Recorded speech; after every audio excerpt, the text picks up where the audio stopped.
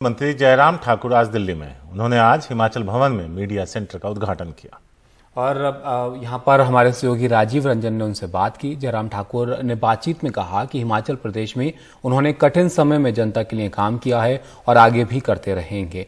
वहां पर चुनाव भी होने हैं। इस सब पर उन्होंने क्या कुछ और कहा है, ये भी आप देखिए। करीब 6 महीने बाद हिमाचल प्रदेश में चुनाव होने जा रहे हैं। क्या बीजेपी फिर से सत्ता में लौटेगी या किसी और को मौका मिलेगा? बातचीत करते हैं हिमाचल प्रदेश के मुख्यमंत्री जयराम ठाकुर से। अपने 4.25 साल के जो कार्यकाल है उस उपलब्धि को कैसे देखते हैं आप? मैं समझता हूं कि बहुत कठिन परिस्थितियों का दौर रहा कोविड की वजह से, लेकिन फिर भी उसके बावजूद हमने आदमी की ज़िंदगी को बचाने के लिए भी पूरे देश भर में बेहतरीन काम किया कोविड मैनेजमेंट के हिसाब से। और दूसरा उसके साथ साथ में हिमाचल प्रदेश की डेवलपमेंट के लिए जो चीज़ें ज़रूरी थी वो की हैं। काम को रुकने नहीं दिया, विकास लगातार आगे बढ़ा, हर क्षेत्र में बढ़ा। और उन सारी चीज़ों को लेकर के मैं कह सकता हूं कि जो हमने इन 4.25 साल के कार्यकाल में जो काम किया हिमाचल प्रदेश में, उसको लोगों के बीच में ले जाएंगे, लोगों के बीच में बात करेंगे और निश्चित रूप से फिर हिमाचल प्रदेश में भारतीय जनता पार्टी की सरकार बनेगी। इस बार मुकाबला किससे आपका है? देखिए, स्वाभाविक रूप से मैं इस बात को बड़ा स्पष्ट करना चाह रहा हूँ, हमारे सामने हिमाचल प्रदेश में मुकाबले में कांग्रेस ही होती है। और हिमाचल प्रदेश का विशेष तौर से एक जो आज तक का इतिहास रहा है उसमें तीसरे दल की स्वीकार्यता हिमाचल प्रदेश में हुई नहीं है, चला नहीं है। प्रयत्न किए लेकिन सफल नहीं हुए। और अब की बार भी मैं ऐसा मानता हूं कि मुख्य रूप से मुकाबला हमारे कांग्रेस पार्टी के साथ है। लेकिन आम आदमी पार्टी जो है लगातार निशाना साध रही है और ब्रांड जो ईमानदारी का है, क्या जवाब होगा आपका? मैं समझता हूं कि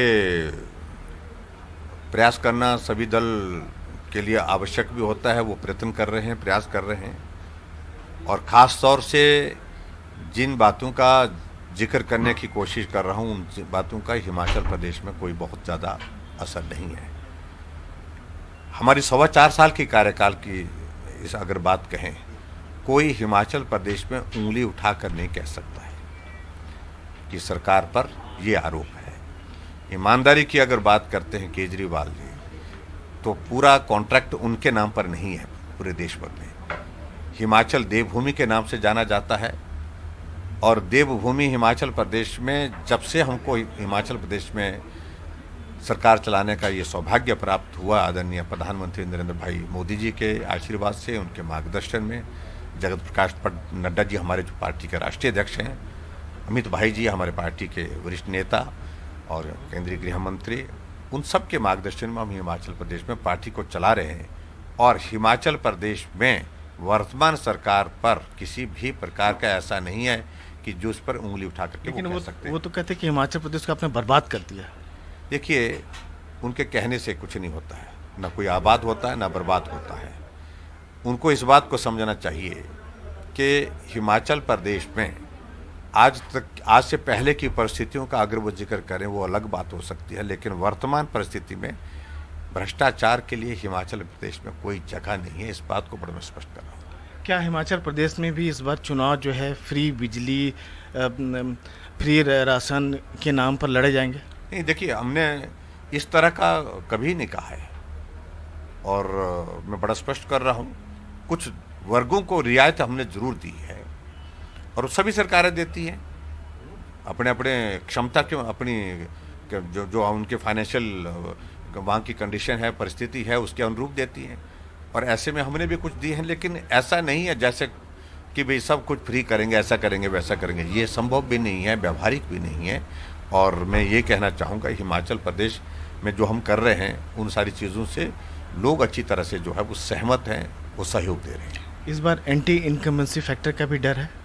देखिए, स्वाभाविक रूप से सरकार के खिलाफ, नेता के खिलाफ एंटी इनकम्बेंसी हो जाती है। सभी को खुश तो नहीं कर सकते हैं, लेकिन फिर भी ऐसी स्थिति हिमाचल प्रदेश में अब की बार नहीं है। कोई ऐसी एंटी इनकम्बेंसी वाला कोई विषय ही नहीं है। क्या गुजरात मॉडल भी फिर से यहाँ भी अपना सकते हैं कि मंत्रियों विधायकों को कई सारे टिकट काटे गए थे? देखिए, पार्टी हाईकमान तय करेगी पार्टी का टिकट, किसको चुनाव लड़ाना, ये पार्टी का नेतृत्व तय करता है।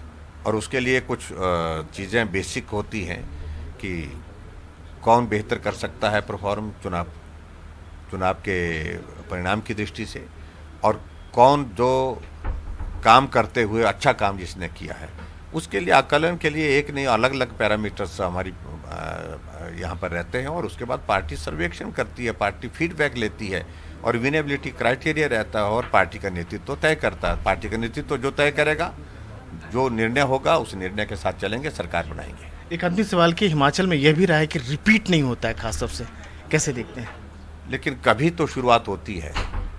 मैं जहाँ से चुनाव लड़ता था वहाँ जमानत नहीं बचती थी, लेकिन आज मैं वहाँ से 5वीं बार विधायक हूँ। तो ऐसी शुरुआत हिमाचल प्रदेश में की जा सकती है।